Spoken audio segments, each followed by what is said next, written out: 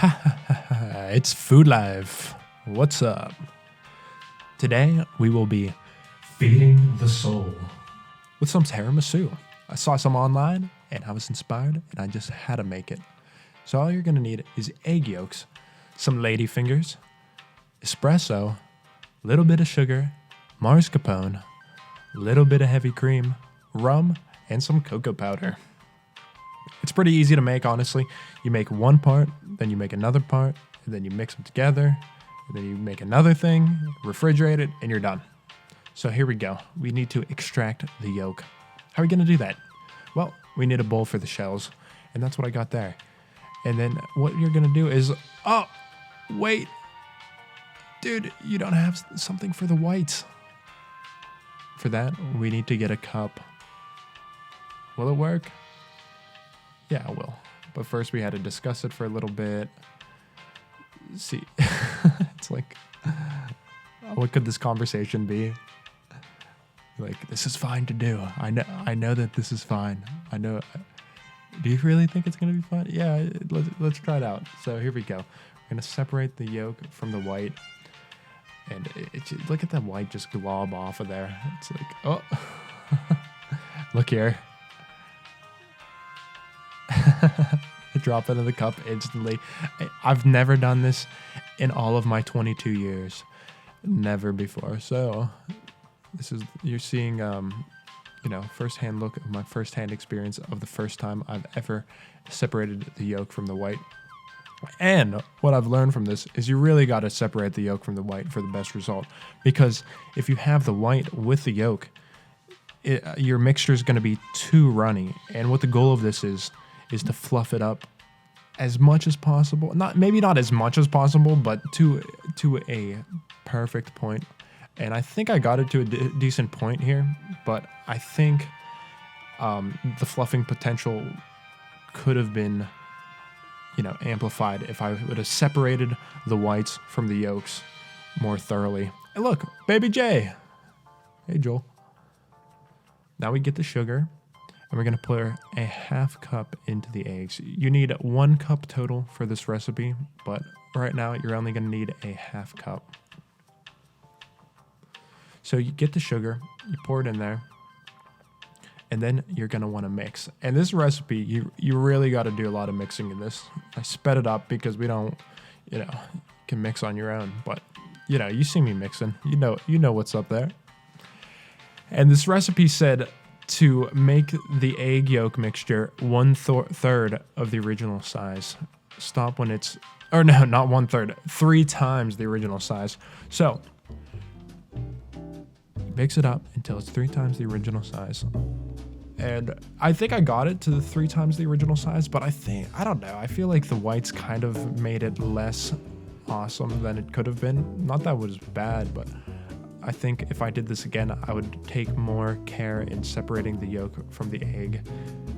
And then you separate it into the large bowl. This recipe called for 2 bowls, a large bowl and a medium bowl. And that's what I got here. And look at this heavy cream. Look at those chunks coming out of it. Like, I've never seen heavy cream like that, but it was fine. I'm a fan of heavy cream. I like to drink it sometimes, not all the time, because if I drink it all the time, I feel like, that's probably not the best thing for your health. But it's just so thick. There's no there's no drink like that that's that thick. Like, what?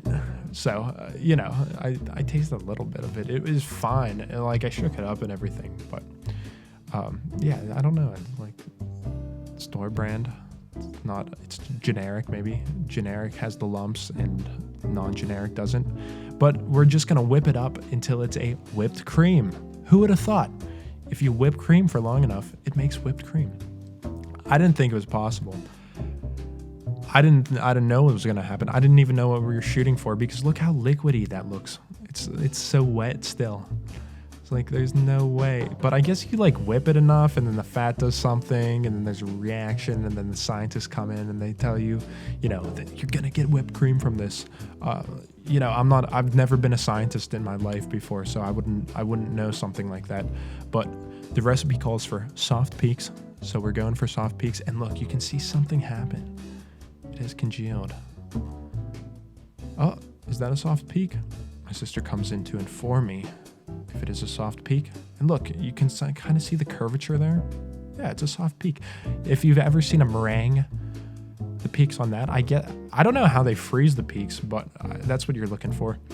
Then we get the mascarpone, a dessert cheese, if you will. Read the label. Who knows what that says? And then we have to take off the lid and put the mascarpone in with the whipped cream you have. It's weird. I tasted a little bit of the mascarpone just because I was like, what is it? Dessert cheese? Like, could I make a grilled cheese with this? Can't make a grilled cheese with this. Could you? That would be kind of interesting. Make a grilled cheese with mascarpone. A dessert cheese. Dessert grilled cheese. Serve it to your significant other on Valentine's Day. What a beautiful sight that might be. But we're not doing that now. We are doing tiramisu. And you're gonna mix that in until it's a great mixture, great fluffy mixture.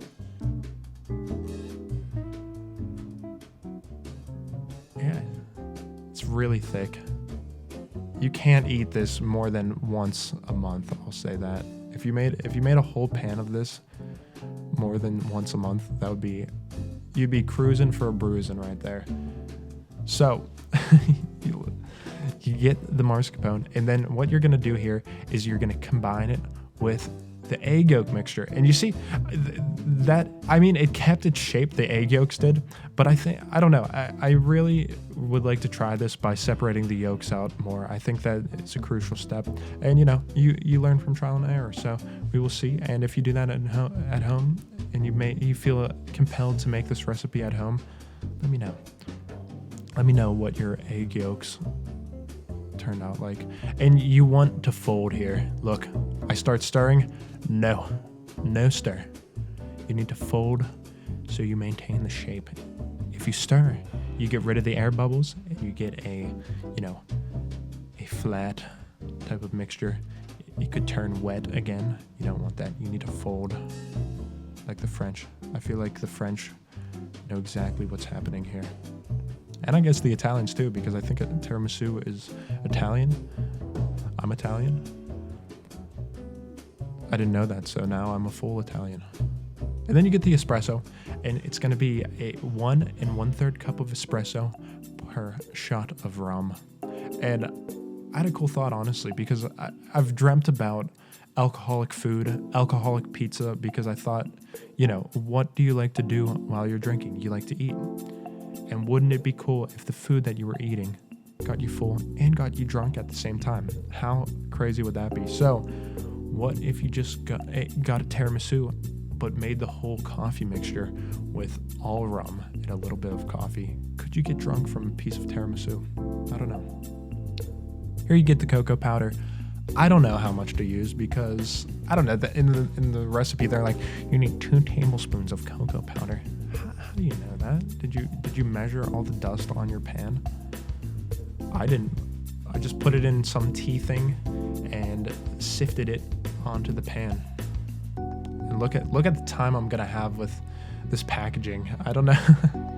I don't know why it was so difficult for me. But here we go. It's like, what a struggle. Blam. And it's just stuck to the top there. I thought I was done. Now, look, I'm gonna give up. You're like, hide that. We don't need to see that. Blam. Take the lady fingers, and here's where the love comes in. I take the lady fingers, and I just roll it twice in the coffee mixture. 2 times turned out pretty well for me. If you wanted your tiramisu to be a little more firm, maybe only roll it once or 1.5 times, but you want to make sure you roll them individually. If you do it all, like I've been eating these lady fingers with my coffee recently because I think they're pretty delicious, and they get soggy really quickly. So, you have to be you don't want a wet tiramisu. You want to be pretty careful and take the time, put the love into this, because, people will know. Say, did you just, fly by, dip all these like super fast, dip them all in coffee at the same time? No, you don't want to be that guy at the party. Here we have a little gap, not big enough for a whole lady finger, but that's fine. Take a little piece, eat a little piece. Easy as that. And you get a little treat while you're making this. How wonderful. And then you have a bed of ladyfingers. What you're gonna do now is you're gonna take your cream mixture and you're gonna put it on the top and you're gonna spread it around. The critique my sister had with this was that the middle layer of cream was not as thick as the top layer of cream. So what I would advise is maybe make the middle, maybe be a little more generous than you usually would with the middle layer of cream, so you have that evenness. And I like, you know, what's a 10 out of 10 dessert? What's a 10 out of 10 tiramisu? Maybe even layers. So you get the layer down nice and flat, nice and good, and then you're gonna put more cocoa powder on it. I like the cocoa powder. I like the tiramisu because it's not that sweet. And, you know, I eat a lollipop and that's just so sweet some days. Oh my gosh, but a tiramisu always just, I don't know. It has that right amount of sweetness, maybe even a little bitterness. I really like the cocoa powder, so I put a lot of cocoa powder. I honestly could put more in the middle layer. Who knows? Blam, I spilt it. Just like that, in and out. That's okay. I have paper towels, my favorite paper product. Let that be known. Paper towels are the best paper product. If you dispute that, leave a comment in the chat. What do you think? I don't think paper towels can be ousted as best paper product. I think napkins, paper plates, they're all right, but I think paper towels do such a good job at cleaning up your messes, and they're just so convenient. I love them. Here you go, ladyfingers. Now, I don't know what person called these ladyfingers, because obviously his lady was huge. I would call these Andre the Giant fingers, a big person's fingers, because I'm a pretty tall person, 6'3", and these lady fingers are nowhere even close to the size of my finger. They're the width of my thumb and the thickness of my thumb and the girth of my thumb, but my thumb is way too short to compare. See, look, that skinny little finger. No lady's fingers are this big. I don't know a lady. I've never even thought of a lady's fingers it's like a Jack and the Beanstalk lady. There you go. Wham, wazow, blam. Good job. Perfect. So satisfying. Then you get that top layer of mascarpone, whipped cream, egg yolk, sugar. Put it right on top. Put it right on there. And you're going to spread it out real nice. Put the love into it. Make it smooth.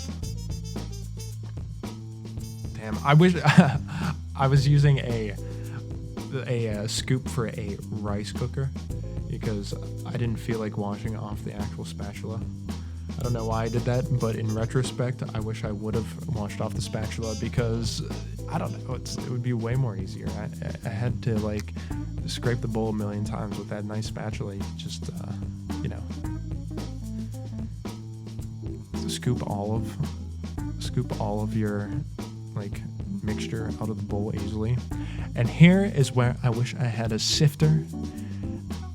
I don't have a sifter because it's like a sifter is huge. And how many times are you making something with powdered sugar or cocoa powder? I don't know. It's like an appliance. Like, there's so many freaking appliances these days, and they take up so much counter space. And you use them, like, I don't know. So I don't need a sifter in my life, but I have a strainer that I could have used, and I think that would have worked nicer. My sister also gave me a tip. She was like, oh, why didn't you do the edges? Like, you know, just do the edges and get the cocoa powder on the table and then wipe it out, so you have like a more uniform coating at the top. Makes perfect sense to me, but I didn't do that. Hey, trial and error, I told you. And look at this private shot right here. Please don't take a screenshot of my refrigerator and critique my diet. A lot of eggs, and you know, I'd say I'm a little brave for showing you all that. So you put it in for 24 hours. I put it in for 24 hours. The website that I was taking this recipe from said 3 to 24 hours. So I guess 3 hours is just fine as well. But I guess, you know, 24 hours they said was the best. So I waited 24 hours so I could get the best. And voila, here we go. Completed tiramisu. Looks good. I would give it a 6 out of 10 on the looks though, because the outside, you know, we discussed the cocoa powder situation already, and the tea thing that I was using, it was just like flam with the cocoa powder, and you could see where I was, just shaking it around. I think a sifter or a strainer would do a better job. But hey, whatever. So we take the first piece out, and look at that. That's why, here's the 6 out of 10 though. Look, the inside is wonderful. You can see each lady finger individually. They look great. And we just put it on the plate, just like that. It was extremely delicious. We ate the whole thing. The family ate the whole thing in 2 days, I think, 2 or 3 days. I ate it for breakfast, lunch, dinner, afternoon snack, late night snack, anything, because it's that coffee taste. It's just a perfect dessert. Look, yeah, that side shot, spin her around like a hand model. Gonna take a bite. So classy, so heavenly. I think it's heavenly because all of the colors in the tiramisu would be used to paint an angel. You would need no other colors. There we go. I hope you try this out. Delicious. Peace out.